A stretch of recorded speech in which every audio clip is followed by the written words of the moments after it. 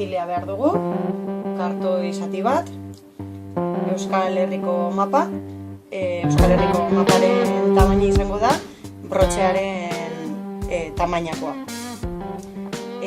Ostean, imperdible batzuk, artasiak, eta nahi izan eskero, imperdibleak pegatzeko, kola pistola bat.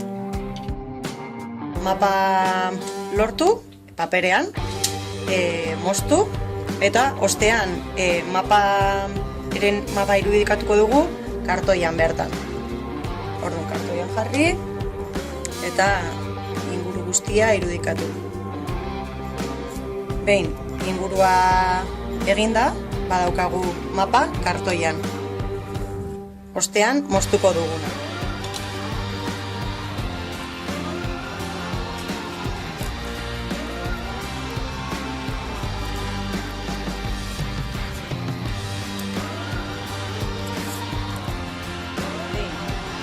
Kartoizko Euskal Herriko mapa dugula, nahi dugun koloretako ari hartuko dugu, kasu honetan ari bilo hau,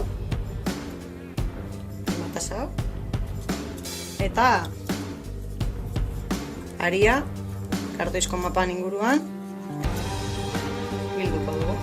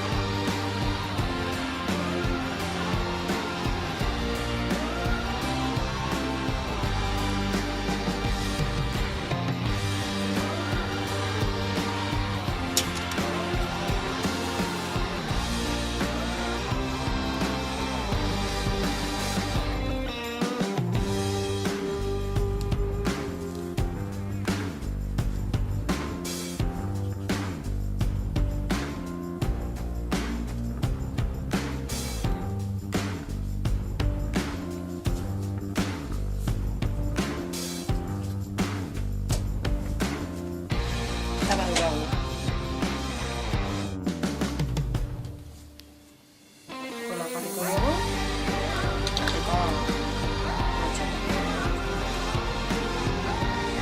eta hau litzateke, ostean lortuko genituzkeen brotxeak.